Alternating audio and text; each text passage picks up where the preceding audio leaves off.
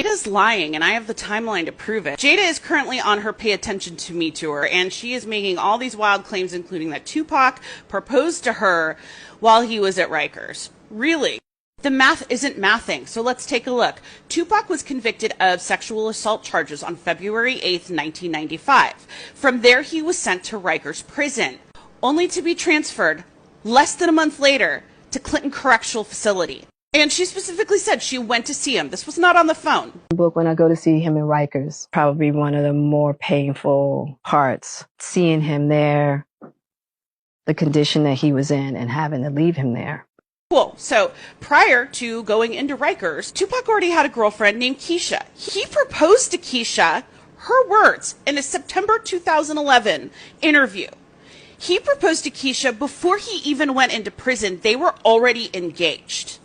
They got married in April. And in the time that he got sentenced and was taken to prison, Keisha actually moved closer to be by him and be by the prison and saw him on a near daily basis. When he asked me to get married, he was at Rikers. So you're telling me that in the 3 to 4 week window that he was at Rikers, engaged to another woman who had moved closer to the prison and was there almost every day, Tupac proposed to Jada. But hey, Jess, you might be saying to yourself, Tupac wasn't known to be a one-woman man. He was no angel. Fair enough. Let's see where Jada was during February of 1995, which was, as we've already established, the only time she would have been able to see Tupac at Rikers since he was only there for less than a month. You see, Jada had already met Will Smith in 1994 on the set of Fresh Prince of Bel-Air, but Will Smith was married, and so nothing happened between them. But in February of 1995, Will Smith was served divorce papers by his wife. 5 days later, on February 19th, Will called Jada and said, "Are you single?" And she said, "Yep." Will said, "We're together now." Jada said, "Cool." And she immediately flew to LA. She flew so immediately that when he called her, she was in Maryland at a brand new house she bought, and she never spent a single night in her new house. That's how immediately she flew to LA.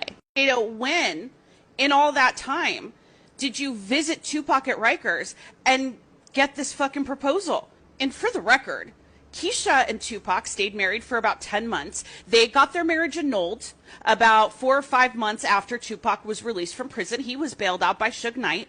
It wasn't long after that that he met Kidada Jones. Kidada Jones is the daughter of legendary Quincy Jones. Kidada looks a little recognizable. You may know her sister, Rashida Jones, who played Karen on The Office.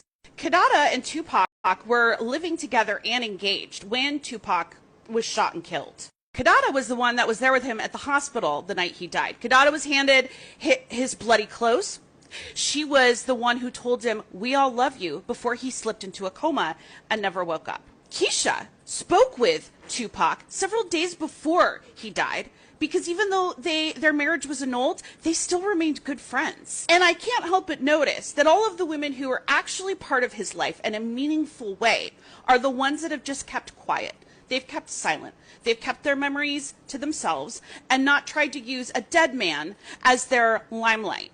And the person who's squawking about him the most is making claims that can't even be verified and don't make sense from the perspective of a verifiable timeline. So many people in that position don't have support. Right. None at all. None.